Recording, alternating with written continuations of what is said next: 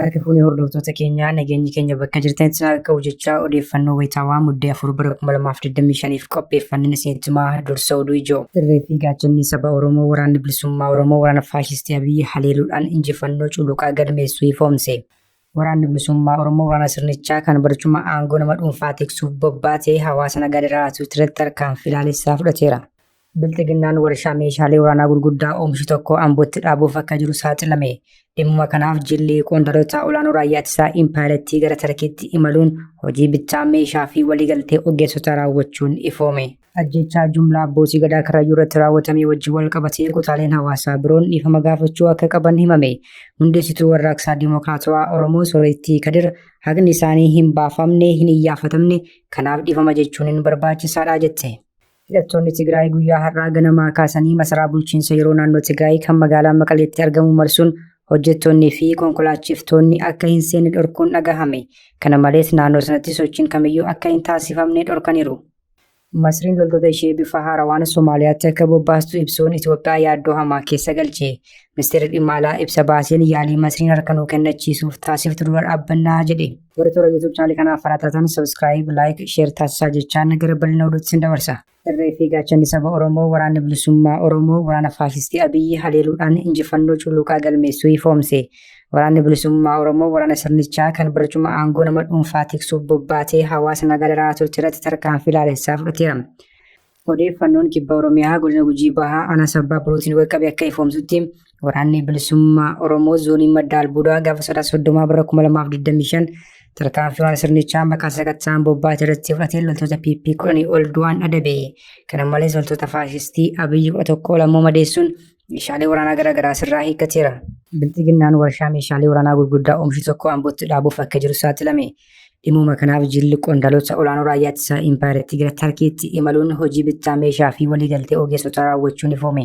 Warshaalee wabii nyaataa uummataa mirkaneessanii fi carraa hojii dargaggootaaf uuman caala warshaa meeshaa waraanaa oomishanii fi lubbuu lammiilee nagaa akka baala harcaasaa jiran kan babal'isaa jiru Bilxiginnaan ammas naannoo magaalaa Ambootti warshaa meeshaa waraanaa gurguddaa oomishu dhaabuuf akka ta'e maddeen amanamuun raayyaa ittisaa mirkaneessaniiru.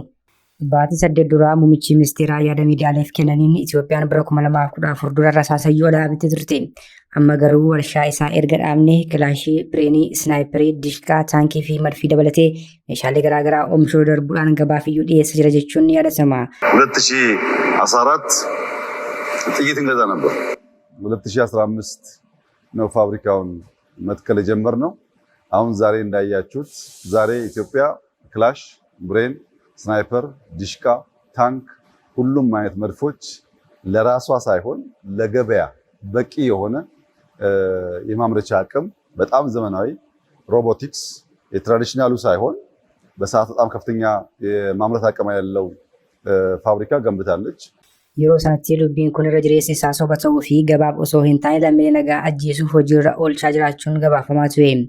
Biyyoota arfan darban Bilxiginnaan meeshaalee waraanaa oomishuuf kan tajaajilan bittaa taasisuuf qondaaltota isaa gara biyyoota Afriitti kan erge yoo ta'u, warri gara Tarkiitti imalan waliigaltee irra gahuun gara biyyaatti deebi'uutu himame.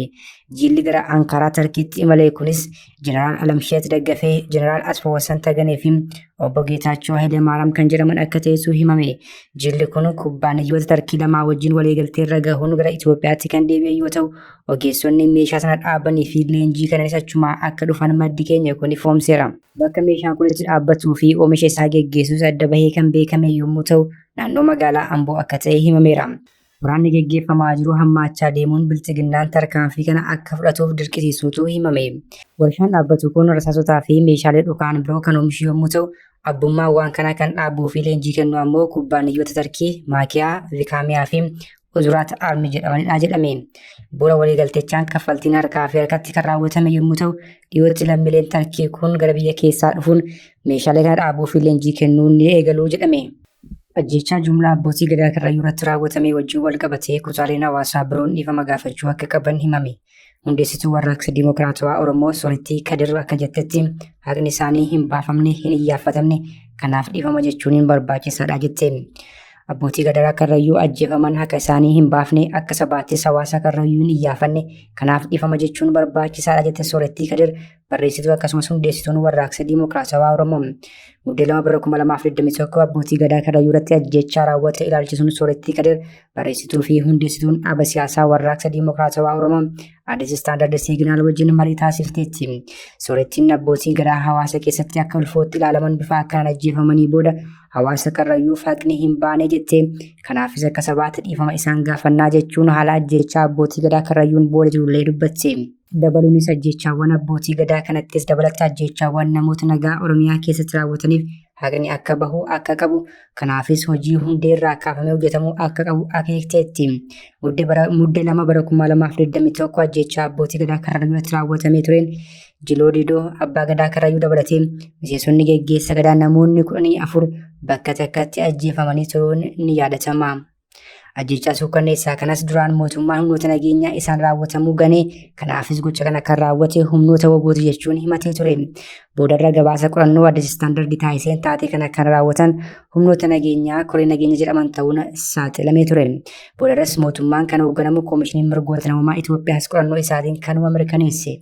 Hidhattoonni Tigraay guyyaa har'aa ganamaa kaasanii masaraa bulchiinsa yeroo naannoo Tigraay kan magaalaa Maqaleetti argamuun marsuun hojjettoonnii fi konkolaachistoonni akka hin seenne dhorkuun himame. Kana malees naannoo sanatti sochiin kamiyyuu akka hin taasifamne dhorkaniiru. Hidhattoonni kunneenis bireenii fi kilaashii dabalatee meeshaalee waraanaa kan hidhatan akka ta'e kanneen ijaan argan madda oduu kanaatti gabaatti himaniiru. Hidhattoonni kunneen sochii geejjibaa fi namaa ugguruu hordofee hojjettoonnii fi konkolaattonni isaanii ganamaan akkatti waajjira seenan dhabuun daandii magaalaa Maqalee irra dhaabachaa turuutu himame. Hidhattoonni kunneen sochii kana kan ugguranii fi kan isaan marsan naannoo waajjira muummee pirezidaantii bulchiinsa yeroo naannoo Tigraay Jeneraal Taaddasee Waradaa akka ta'etu himame. Isaanatti garuu magaalicha keessa sochiin nagaa akka turetu eerame. Walakkeessa guyyaa kana hidhattoonni kunneen daandii ugguranii turan kana banuun hojjettoonni gara waajjiraa seenaniiru. Sababni uggura kanaas gaaffii kaffaltii miidhaa wajjin wal qabatu akka ta'etu himame. Naannoon Tigraay ibsa guyyaa kaleessaa baasee tureen mootummaan federaalaa baajata ji'oota lamaan irraa kutee jechuun himachuun ni yaadatama. Masriin loltoota ishee bifa haarawaan Somaaliyaatti akka bobbaastu ibsuun Itoophiyaa yaaddoo hamaa keessa galche. Ministeerri dhimma alaa ibsa baaseen yaalii Masriin harka nu kennachiisuuf taasiftu dura dhaabbannaa jedheera. Torban kana gara jalqabaa jilli ministeera muummee Soomaaliyaatiin durfamu tokko gara Masrii Kaayirootti imaluun qondaaltota biyyattii wajjin marii taasisuun gabaafamee ture. Qondaalonni biyyattii kunneenis marii taasisuun booda Masriin waraana jabaa gara Soomaaliyaatti akka bobbaaftu ibsite. Kunuutu kanaan jiru ministeerri dhimma alaa Masrii Baadir Abdullaatiin yaada BBC Focus on Africa irratti laataniin kana booda Itoophiyaa wajjin hin mari'annu yaada jedhu kennuun ni yaadatama. Kun yaaddoo keessa kan ishee galche Itoophiyaan gama isheetiin sochii Masriin gaafa Afrikaa seenuun biyyoota laafoo fi dadhaboo uumuuf taasiftu ni balaaleffannaa jetteetti. Ministeerri dhimma alaa Itoophiyaa ilaalcha bara kolonii keessatti kan liqinfaman aangawoonni Masrii muraasni bishaan Naayil irratti olaantummaa waan qabanitti fakkaataa jechuun qeeqe. Ministeerri dhimma alaa Itoophiyaa ibsa baaseen Masrii badiin himate. Hordoftoota keenya oduun sa'aatii kanaaf qabannee dhiyaanne kana gaammaatti hordoftan ture oduu biraan hanga walitti deebinutti.